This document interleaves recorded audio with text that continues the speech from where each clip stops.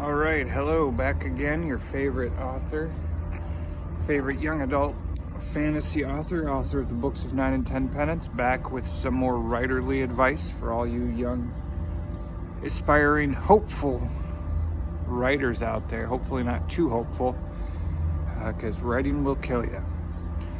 Okay, so tonight, right now, tonight, this evening, I thought about it all day. I try and do a video a day, so it's tough to think of something. But I thought of a fun idea, and I thought I would go over villains. What's more fun than doing a video on villains? And I love villains. So let's go over that. Let's talk about villains. And I'm sure especially if you're a fantasy author like me, you'll want to throw in some good villains into the mix. So let's understand what a villain is. A villain can work in many different formats. A villain doesn't have to be a person. It can be a place or a thing. Whoa, mind blown. So what does that mean? Well, so a villain could be just the landscape. It could be a guy wandering through a desert. I remember a short story I wrote a long time ago.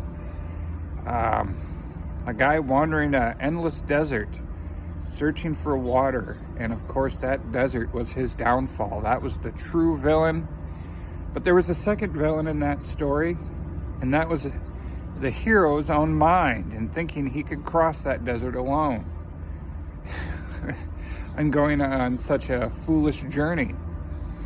So that's kind of what I want to change your guys' concept on what a villain truly is.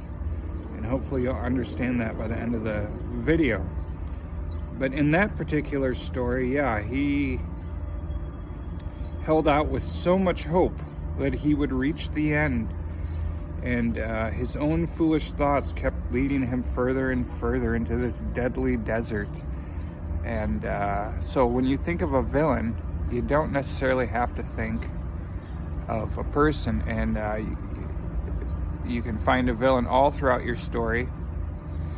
Kind of bouncing off of what I'm writing right now and things I've written in the past. What I'm writing right now, the novel I'm writing right now, everyone's a villain. The hero's a villain. All of it. Everyone's a villain. Not everyone's a hero. But certainly the villain's truly a villain, and then the hero in our tale is also a villain, working for the greater good, but also working against himself in many ways. So maybe I'll just go over all the villains that I've got in the 3 novels I've got out. So in my first book, and you can think about this with your own story, and I strongly suggest you think of other stories out there, and that's always a good exercise. When you guys listen to these videos and I talk about these things, process that information with every story you know of. So in my first novel, The Magic Paintbrush, our young hero receives a magic paintbrush from an elderly painter that shows up to town one day. Well, our hero, Aidan Fragonard, in that tale, apprentices under the villain. He's young, he's eager, he's naive. So the way I wrote it is kind of like, okay, I can see this guy as a villain, but of course this naive young kid, panning around, obviously can't see that he's dealing with the true villain here, and all his responses are villain-like. Why don't you take more for yourself? And he doesn't understand this eager, wide-eyed kid that just, let's help people. He's like, well, hold on a second. Maybe we don't help people. Let's help ourselves first before we go around helping everyone else. And so his sense is more like, well, if we help ourselves first, then we can help other people. But then there's this underlying villain element to it you can walk that through in your own life with the villains around you, and I'll talk about that. But he decides, hey, oh, the villain's name is Jared Botticelli, by the way. And so the villain, Jared Botticelli, says, no, wait a second. I learned early in life, you got to help yourself before you help other people. But it feels good to help yourself, so why not just help myself all the time?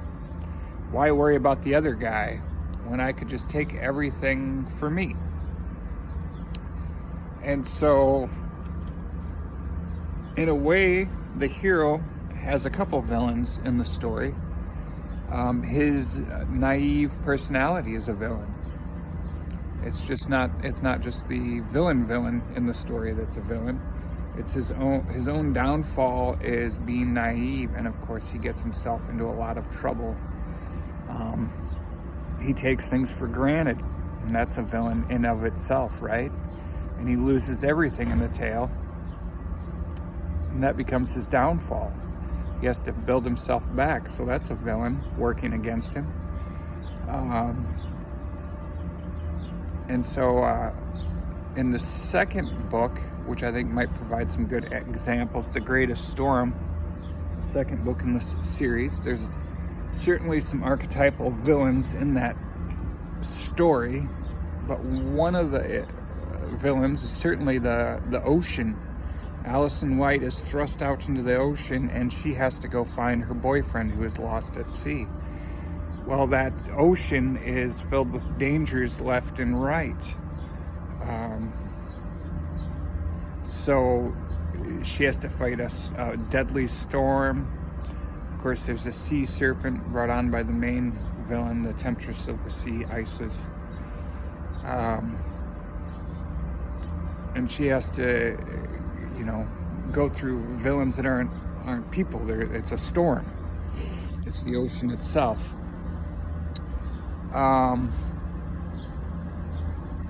So she struggles through that. I'm trying to think now. Maybe the third book too. I guess I'll go over that one. That might be a little easier. But the more I wrote, the more I thought about villains. In the third novel, The Tale of Yelizelsky and the Unicorn, the hero, that one, truly the main character, the hero, is truly the villain, and he knows it. He contemplates throughout the whole book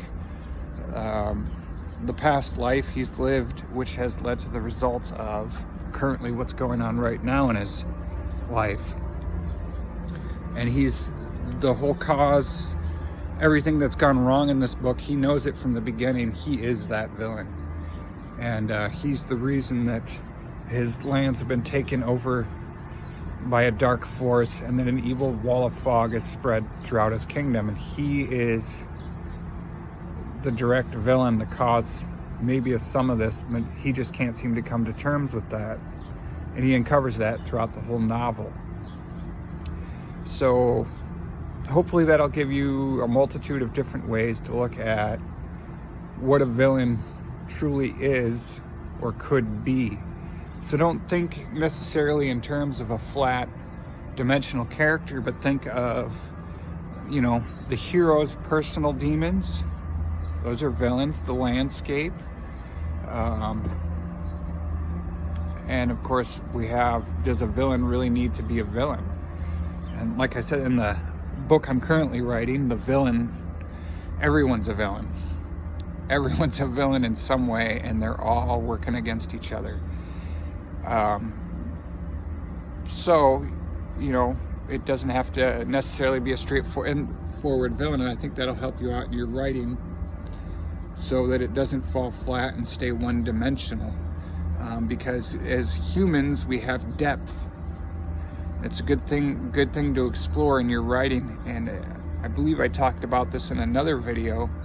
Villains are all around you. In fact, you yourself are a villain of your own demise in many ways if you stop and reflect and think on your own life. Sometimes you've held yourself back. How? Why? This video's getting on long, but that's all right. I'll bring up another point before I end it, and that's dialogue. So if you're going to do a proper villain, whether it's a landscape, whether it's a person, thing, dialogue or narration is really crucial.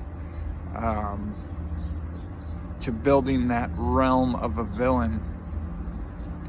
And so you'll constantly, I think, bounce back and forth.